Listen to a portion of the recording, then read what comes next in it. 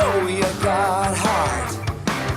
Now we're playing the game and we're totally scoring. Learning how to make a virtue on a business boring. Showing up every morning, ready for the show.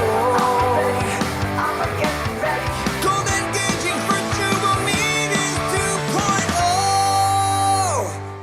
Good morning and welcome to another episode of the Engaging Virtual Meetings podcast with your host, John Chen. Hey, I'm just returning from Austin, Texas, and I just got a chance to spend the weekend with every chapter leader of National Speakers Association. You know, it's kind of like 50 professional speakers walk into a bar.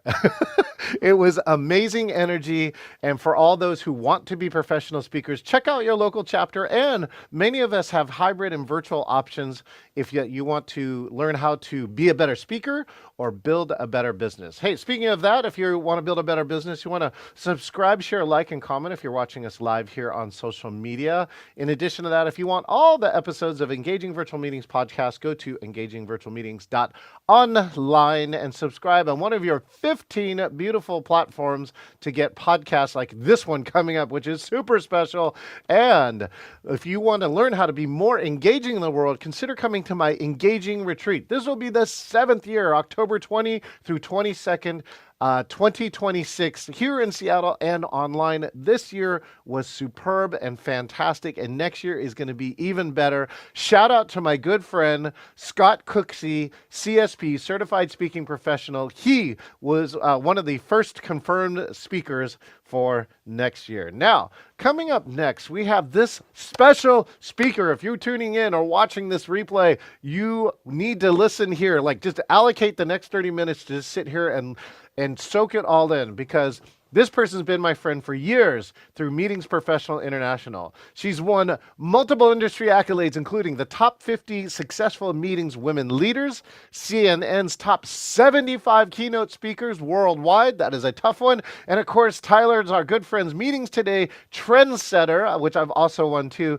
But most importantly, she won the Guinness record holder for the most senior woman swimming the Catalina Island Channel. Shout out to my friend who actually books trips to Catalina Island, but she takes a boat. This person, she swam it at the age of 66 years and 72 days, beating the last woman by 2 weeks. Let's welcome our good friend. Oh my gosh, where'd your walking music go? Hold on a second.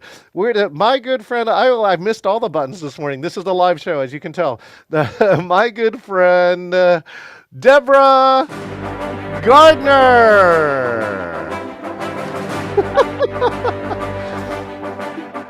Oh my goodness, that was a great introduction. Thank you, John.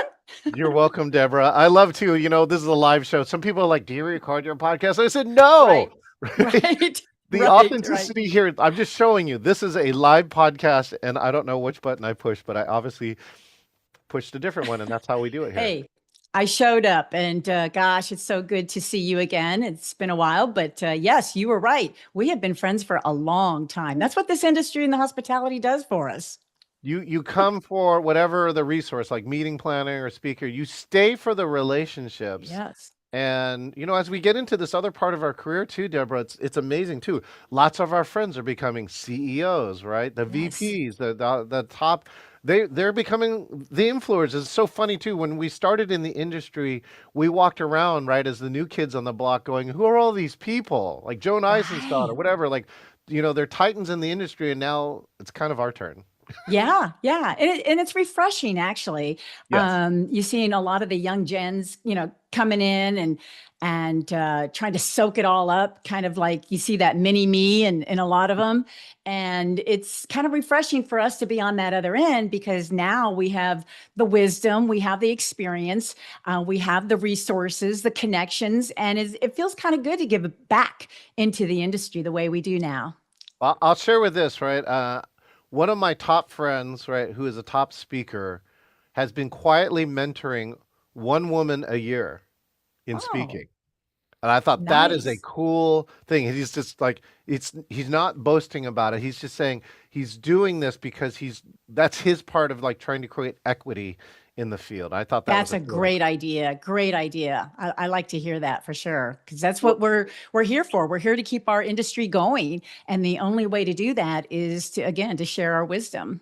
Yeah, share wisdom and elevate people so they get Right. those positions. So when they get in charge, hopefully they'll make better decisions, right? Right. Than sometimes even we did. Okay, a That's few of right. my friends don't know who you are, Deborah. So why don't you just take this moment, share who you are, what you do in the world, and also share about why would you even have this idea? I know she's like a master swimmer, people. All right. But somewhere along the way, I do want to hear the genesis of the idea, like, I want to get this Guinness World Record. So I'm going to toss it over to you, Deborah.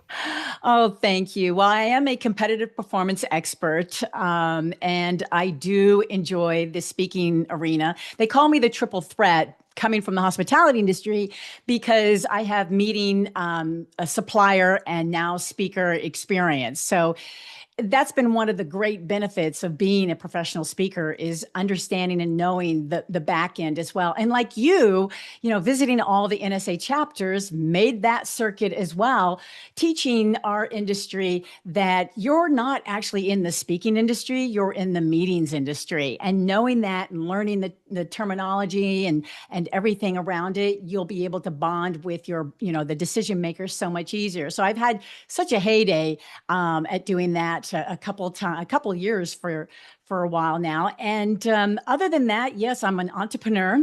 I do have a business. I call it my COVID baby, hospitality home watch. I do on the side as well. And other than that, I'm writing my seventh book, Own Your Lane, coming out based on the experience that I just went through, which I know a lot of people are wondering, Deborah, why? Why would you do something like this? And I thought, well, it's the only sport that doesn't require clothing, because the less that I have to have gear on me or to do, I'm all in. But I've been a competitive swimmer since I was 7 years old, living in a 16-foot aristocrat trailer with a family of five, in one of the hottest cities in America, Yuma, Arizona. It averages about 120 degrees every single day.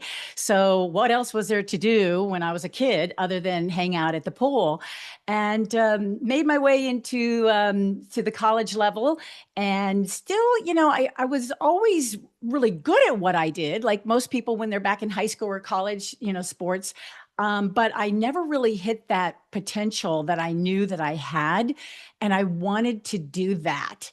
And so I actually hung up my goggles for about 10 years, and that's how I ended up in the hospitality industry. But then I started getting that itch again, getting back in the water. And it wasn't until I met a badass marathon swimmer that actually introduced me to open water swimming. And ever since then, I have not looked back, and had taken on some open water events and set a goal that I always wanted to do a solo with the Catalina Island Channel. And that's 21 miles starting at 10 or 10:30 at night. So it's mostly an all night swim, and just went for it. Unfortunately, I picked a date that ended up being the full moon, super moon, as a matter of fact. So there were a lot of challenges on swells and things like that, but I made it. I finished, and that's all that matters. Wow, Deborah, is again so impressive. Aw, Again, you and I have known each other. You were doing, well, I think, negotiation training early on. You've been in the meetings yes. industry. You earned your CMP. You've done all these other things. We're going to focus on this Guinness World Record for a little while, right? I saw the movie, right? Who was the woman who was it Cuba or Di- something? Right, oh, yes. Diana Nyad. right, Nyad, right? And that movie too Yes. did a Very good job. inspiring. Yeah, capturing of what it was like. So let's go back for you a little bit. For again, where was the genesis of the idea? I know not exactly sure if I heard it in your intro, but when did this become a reality? I think again you got introduced to somebody. So this is cool that you're talking about relationships. Sometimes you don't even know what you don't know until you meet some people, and then all of a sudden you hear this idea, and you're like, I think I could do that, right? And so again, Right. can you share how that idea really turned into like something you really wanted to do? Yes, absolutely. Again, I always like to challenge myself. I am my biggest competitor, my biggest, person that just wants to do the best she can, because I believe in what I call YOBO, YOBO. You only breathe once, and it's almost like you only live once, right?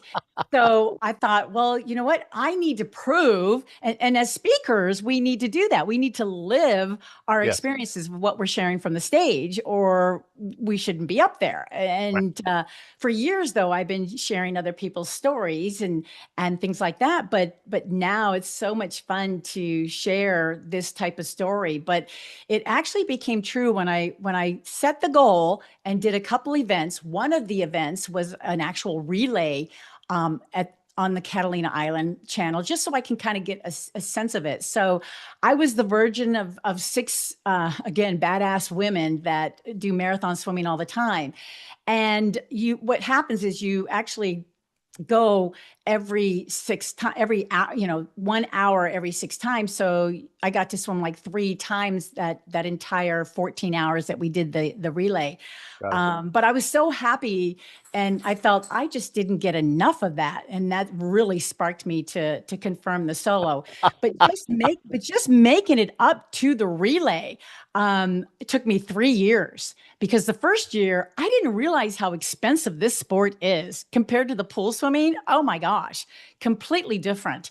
Let alone it's not, a pool 78 degrees, you got a black line, you got a wall to hang on. Well, in the ocean water, no, you're battling cold waters. It could be from 52 to 68, and there's no black line, there's no wall to hang on, so right there, I'm like, I should have known that it was going to be completely different. But the first year I thought it's just too expensive. I didn't realize. The second year I contracted valley fever a week before the launch. So they had to get an alternate at the last minute. And it wasn't until the third year I finally got to experience it. So I've been working on this for a long time, until finally I got to do the solo. So you're saying that this relay was the gateway to a solo? It really was for me. I am a big believer that when you are doing any type of goal setting, you should take it one step at a time. You have that far reach goal, and it's not, whatever that dream or passion you have, it's not a matter of chasing it. You have to catch it. And the best way to catch it is to strategize with it.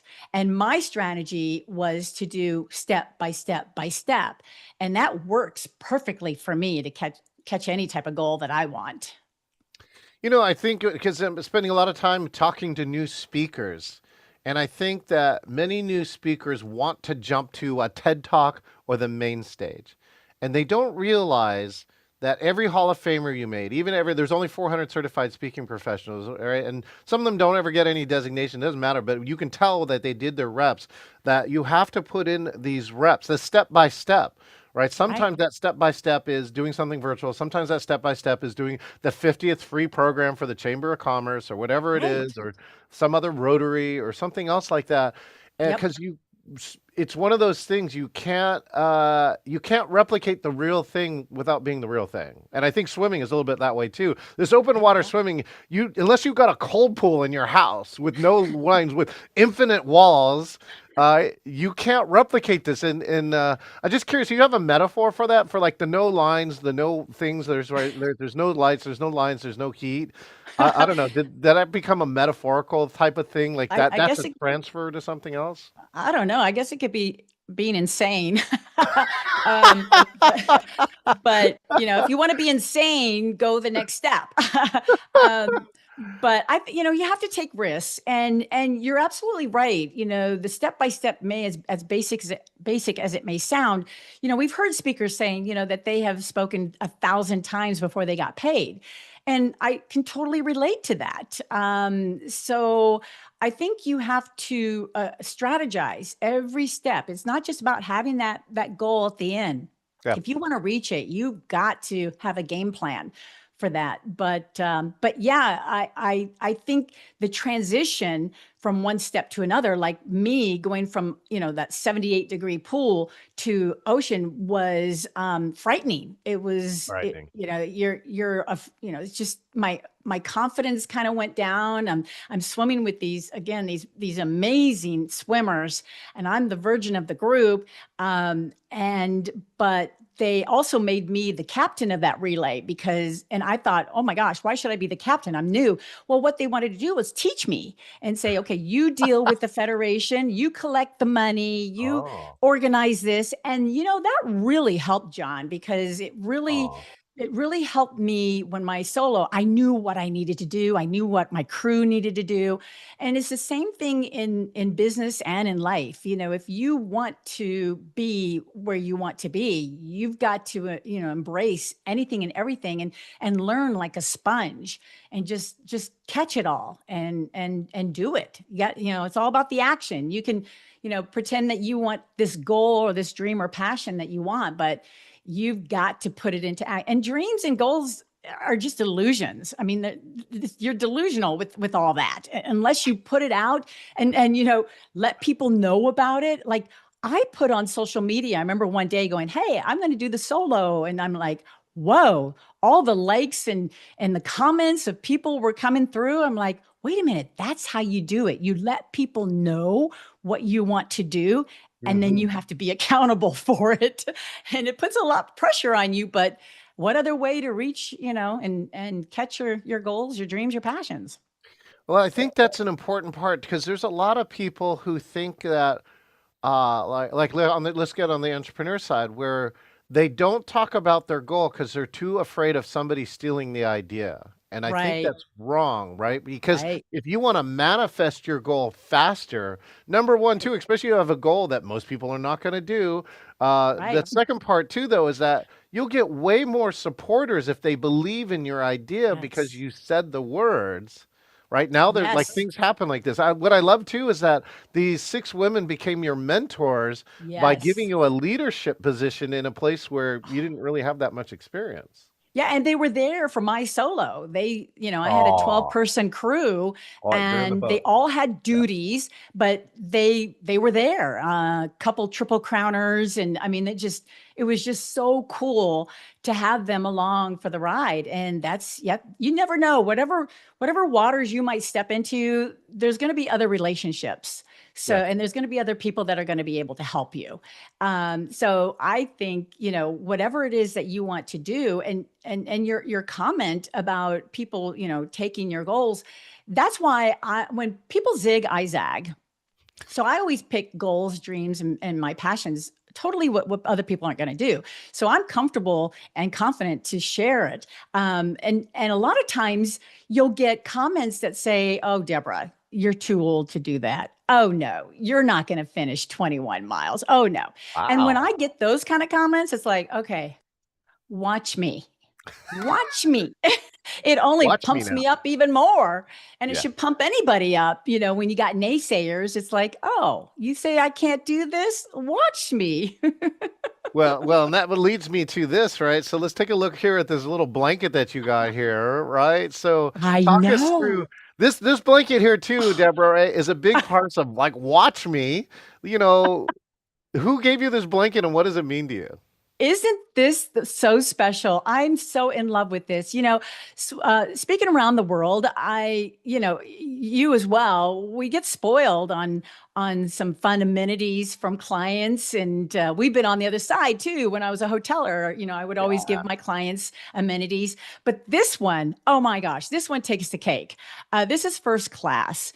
Meetings today live. The entire staff was there waiting for me to share. I just got back from New Orleans to share my channel experience and with all the meeting and event professionals there. And when I walked into my hotel room, oh my gosh, I almost hit the floor. I was like, am I in the wrong room? Is this what's going on here? There's a party going on in here. They had, balloons around the room. They had a card. They had a gift bag with some really fun, relaxing items for me to use. And then, of course, this blanket, which is a banner that one of my sponsors did, I Dare to Retire. And they turned it into the graphic into a blanket. It was so, so special. I started tearing. I love meetings today. They are just, a family of mine, and like the hospitality industry, we all are. And it was so fun because I took the blanket down to the meeting room and put it up as my backdrop. Smart. Smart. I mean, It was very special. I'm just so blessed to have the clients that I do, and it was so much fun, and really to enjoy sharing the story in full as a keynote yeah. program was really special. So I'm looking forward to doing more of that. All right, well, let's look at that part. So I'm sure, like I've climbed 3 summits on Rainier, this little mountain over here, and one on Denali, and I do in endurance sports. Most of the time, there's a moment. I mean, you could tell it. Now, Deborah Gardner is probably one of the people who could say, this was a cakewalk. I could have done a backstroke, right? I don't think that's true, though. So I'm curious, what was the challenging moment? Usually, a lot of times in climbing, they call it the crux. The crux is the hardest part of the climb, that if you get over that, like almost everything else is like easy. So I'm curious, Deborah, what was your crux for this swim? Well, you're right, John. That usually is the case. But because this was such an unknown, my very first solo by myself, Yeah. I had several of them. And one of them was when the boat docked in what is called Doctor's Cove on Catalina Island. It was pitch black. And I was standing there all geared up, ready to go, the back of the boat with everybody. The whole crew was just going everywhere, getting everything prepared, the kayakers and everything. And they backed up to the cove, and it's pitch black. You can't see anything. And right there, I ended up having an internal chaos going on. It was like a Broadway play. I had lights, camera, and a one-woman panic show. I mean, I was just like, what am I doing? Any normal human being would be home on the couch with a blanket watching Netflix. And here I am, 10:30, 11 o'clock at night, out in the middle of the Pacific Ocean, ready to dive into this freezing water all night long. And so it hit me going, wow, this is really bizarre. But I know from the pool water, whenever I do a race in the pool, I know once you hit the water, it all goes away. So I'm just thinking, okay, that's what I need to deal with. And so I knew right then it wasn't so much physical at this point. I was in complete good shape. I trained for this for a number of years. So Yeah. Yeah. it was now mental. I had to turn that mental Mhm. on. So I thought, okay, just Mhm. treat it like when you get in a race in a pool. And sure enough, once I dove in, yeah, there was sheer terror. But I thought, okay, I've got to do this. It's reality now. This is it. And so as I started swimming, there were about 2 to 3 foot swells. And I didn't really think about that full supermoon kicking in those swells, but usually it lasts about 2 or 3 hours. But this one lasted all night long. All night long. And yes, I had to strategize. Do I put my hand over the wave, through it, or under? Every single wave that came by was slapping me in the face. I mean, and it was all different. So I had to determine what to do while keeping an eye on the kayak, which is the Yeah. position and the job of the swimmer. I stay with the kayak. The kayak follows the boat. Okay. And so that was really difficult to do. Even my pace swimmer got in at middle of the night. They had to pull her out after 20 minutes because she could be there for an hour, but it was just too wavy out there. And I'm like, what am I doing out here? I see even this cruise ship go by all lit up. And I'm like, they're on there partying, drinking, dancing, and my party's pretty boring out here. I'm not enjoying this one at all. Well, it's worse than boring, right? It's like literally slapping you in the face a little Oh, bit, right? I was like, I thought, maybe they were going to pull me because that could happen if your arms go around too slow. But I started out with my arms going 74 arm strokes a minute, Yeah, they which count. was too fast. So the kayaker had to, during my first feeding, they had to say, you got to get that down to 64 or you're going to burn out. You're going to burn out in a couple hours. You're not going to make it. So thank God for the crew. Without Yeah. the crew, there's no way I could have done that. Oh, The other challenge was the feeding. Every 30 minutes, I had a liquid feeding, and the boat doesn't stop. And so I'm on my back swimming. Um, and when you're feeding, you're still swimming on your back, but then your body starts freezing up because you're not really moving like you usually are. Yeah. And what was really hard was turning back over on my stomach and getting going again. I mean, it was like I was in one place. I couldn't get it going because my arms, my legs started to freeze up. Mm. So I had to keep going, keep going. And then the third challenge was the next day, about 2 miles out from land. My pacer got in with me, who's my coach and mentor also. And we're always expecting a pod of dolphins to show up.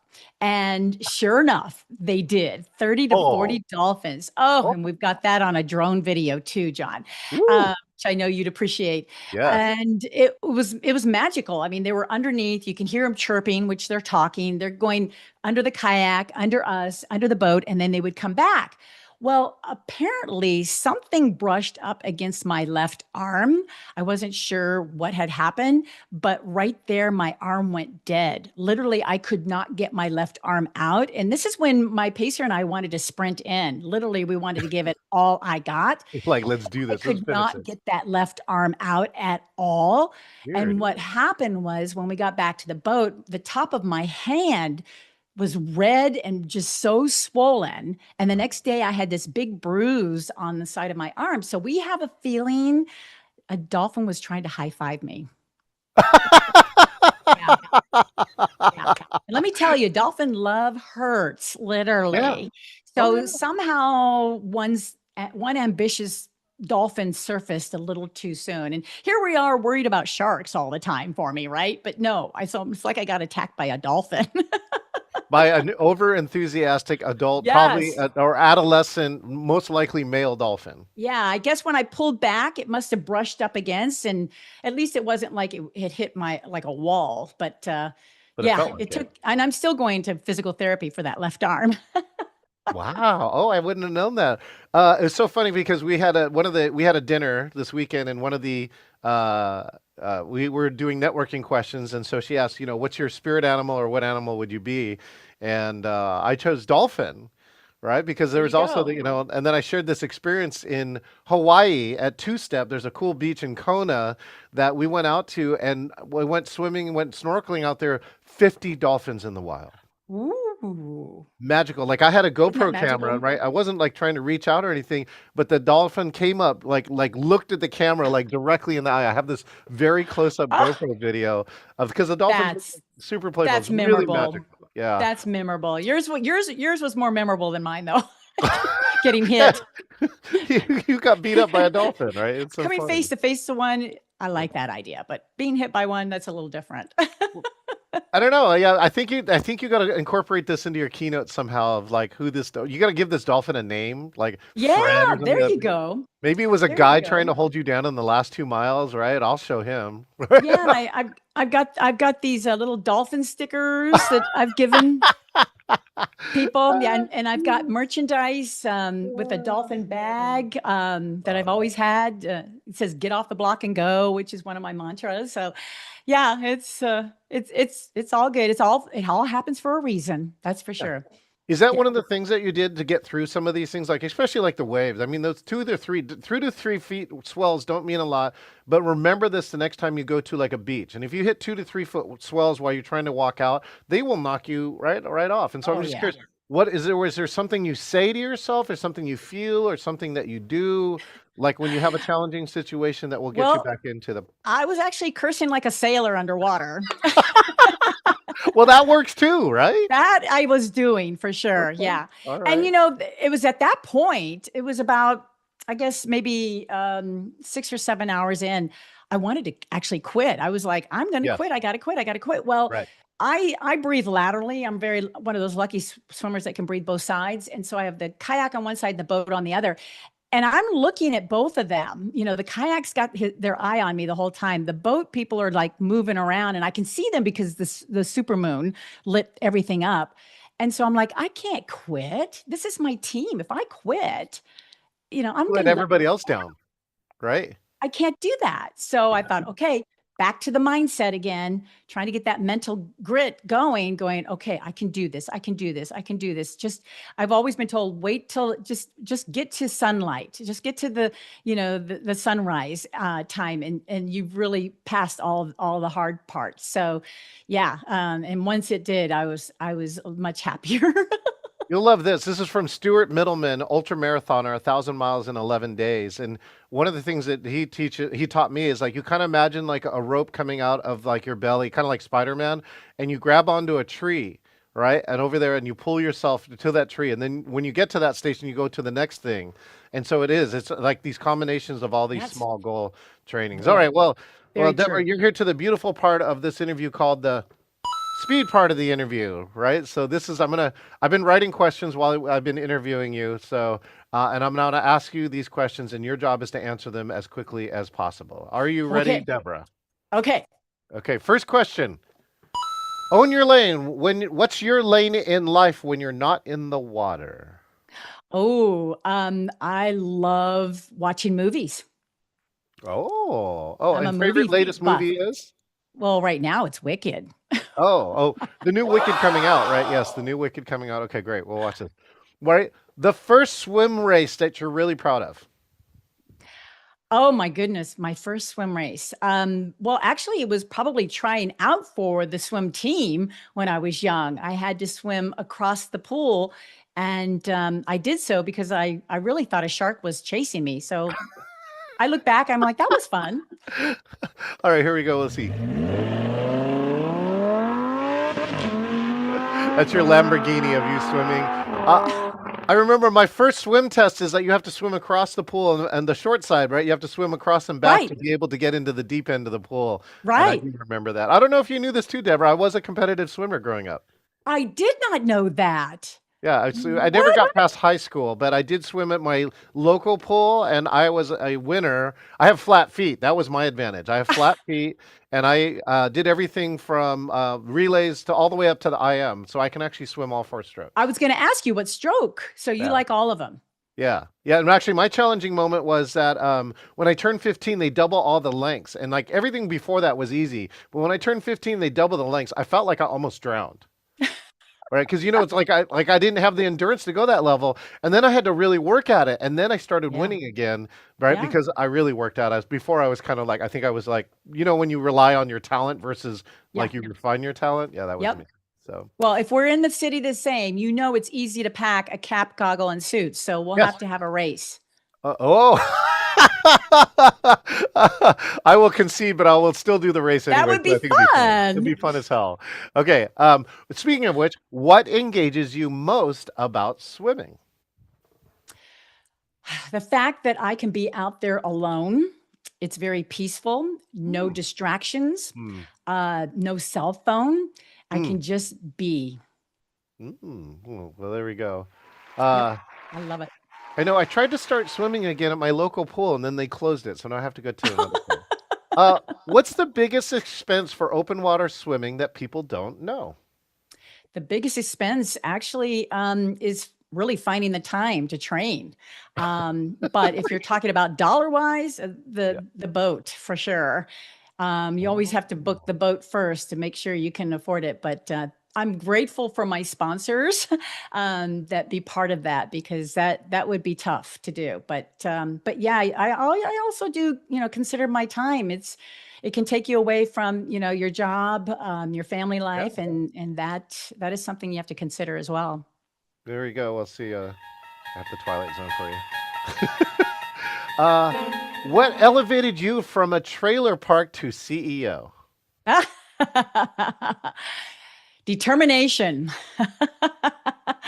I always wanted to be successful when I was a little girl. And to be honest with you, I really wanted to be a mermaid. Yeah, that's what I You really. did Have it. you ever seen that movie Splash with Daryl Oh Hannah? yeah. Oh yeah. Yeah, that should have been me. Yeah. That should have been Aw. flat down me. You should But, license clips from Splash and put them in your keynote. That would yeah, be fun as yeah. heck. But I might not be a mermaid, but I am a Guinness Book of World Record holder, so I'll take that. Yes, you are. Okay, cool. You said you stopped swimming. Why? Yeah, I quit. I ended know up why. quitting. I just wasn't getting it wasn't fun anymore. I wasn't getting the satisfaction. I got tired of it. The 1980 Olympics, that boycott washed that dream out to sea, and missing the Pan Am Games by 1/110th of a second, that was washed out to sea. I mean, everything I was trying just was not working. And I have to tell you, quitting is okay. Yes. Sometimes you should, taking, tens, sometimes you have to, take 10 steps backwards, to realize what you should be doing or what you could be doing. So, a lot of people and will say, don't ever quit, but you know what? It works for me. I don't mind quitting if it's a day, two, or this one was 10 years. I found, my new love just from that. So I do contribute quitting to find where I am today. So it's okay if you quit something. Read Annie Duke's book, because she's a professional poker player. Because Oh, if you right to become a professional poker player, you have to quit yes. good 70 to 80% of the time to be a really good poker player. Yeah. Yeah. So I'm all with that. I totally yeah. agree with that. And Yep. now she's actually not playing poker, but she's really studying, researching, and talking about decision making. So she's a great, great resource in that. Crew Oh, shout out. I know you love everybody on your crew. I'd just love to see if there's one or two people you like to give a crew shout out on your crew. oh my gosh. Well, I couldn't have done this without my crew captain, Diana Corbin. Oh my gosh, talking about wisdom. I learned so much from her. And as a matter of fact, because of her, I actually do have a ultimate goal. A lot of people are like, okay, so you did the Catalina goal. Now what's next? Well, my ultimate goal is to get a tattoo. Uh, Did you do and the that? tattoo is like hers. She has the Triple Crown. So she has the Triple Crown tattoo. And I'm like, I want that. She's like, well, then you've got to do the Triple Crown. So that's my journey, is to get the tattoo. And I've got more channels that I've got to do. Emily's my coach mentor. I've got Erica, who does my workout coaching for me.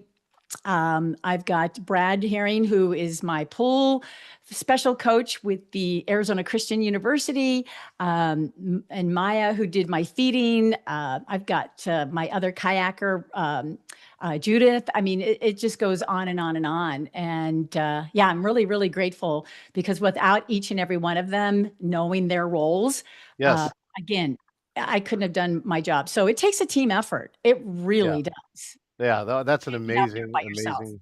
Let's see. What do I have for your team? I have celebration, of course. All right. And the last closing question for today is, what would you like to tell anyone who has a goal like a Guinness World Record? Ah, my goodness, just you have to just get out there and do it. Don't worry about what other people are going to say. Everybody has their own life experience, Yes. and it's just a matter of identifying what is yours. What is your life experience? Get it out of your head, put Mm. it on paper, big, bold letters, tell people about it. Because that will, I mean, we all don't like pressure, but sometimes pressure is a privilege, because that's going to give you the accountability, because people are going to go, oh, well, you said you were going to write that book, or, and really get the steps down. I think it's really, really important. But find out what in your core. We always, as swimmers, we always swim from our core. Some Hmm. people think it's your arms, your legs, and things like that, but it really comes from your core. Yeah. So what in your core do you really want to do when, you've only got, this one breath to live through? I think that is key. And it has to be what you want to do, not what other people are doing. And that's what's going to make you stand out. That's what's going to allow you to tell your story. And I think I can't wait to hear it, if you can actually make that come true. But it's all about action, total action. Without it, it's just a dream. Genius. Well, Deborah, you took all the action. You get the Guinness World Record, and no one can take, well, I guess someone can't take it away from you. They have to be more senior Oh, than you. well, actually, I hope somebody does break my record. I want them to Right. feel what I feel. Yeah. And I'm going for more records. I've got another channel scheduled for next year. So I'm not done. She's got And channel that's it. fever. Yeah, and that's the thing about, living today. It's not about what you did in the past or even stress about the future. It's about what are you doing now? What Right? are you doing now for yourself? And I'm a big Jim Rohn fan who Yeah. says work harder on yourself than your job. And I didn't understand it at first. I thought, wait a minute, I don't want to lose my job. Well, you will lose your job if you don't spend time on making yourself happy Yes. and accomplished. Oh, well, thank you, Deborah Gardner, for spending a little time Thank here, you. sharing your experience. And we'll look forward to the next time. Hopefully, we'll run into each other at one of these beautiful in-person event thingies. And if we do, don't forget your cap, goggle, and suit. All right, I'm going to put it in my suitcase now. I'm going to put it in a corner, and one day it's going to happen. All right, Deborah? Right. Thank you so much, John. This has been an absolute pleasure. Outstanding. Thank you, Deborah Gardner. Oh my goodness. We've been visiting with Guinness World Record holder Deborah Gardner, and I'm just going to share Yobo with you. You only breathe once. What are you going to do with that breath? And what are you going to do that will leave a legacy or show that you lived a life? So thank you, Deborah, for inspiring us with that. If you're watching here again on social media, make sure and subscribe, share, like, comment, so you get to meet more cool people like Deborah Gardner. If you want to get all the episodes, you can go to engagingvirtualmeetings.online. Do you know over 250 episodes of the Engaging Virtual Meetings podcast have been recorded? It's amazing. And if you want to learn how to be more engaging in your life, consider coming to the Engaging Retreat. You can scan this QR code or go to engagingvirtualmeetings.com/CON. You can even get a free ticket, people. Come on. And because we're just trying to make this accessible to people in the world and figure out how do you engage in the world. And we'll show you some of the best examples of how other people engage in the world. And if you ever want to be like Deborah, well, then you too can go to engagingvirtualmeetings.com/meet, select interview, and you could be the next guest here on the Engaging Virtual Meetings podcast. We'll see you and your Guinness World Record next time. Don't we start people and keep old people? Show you got heart.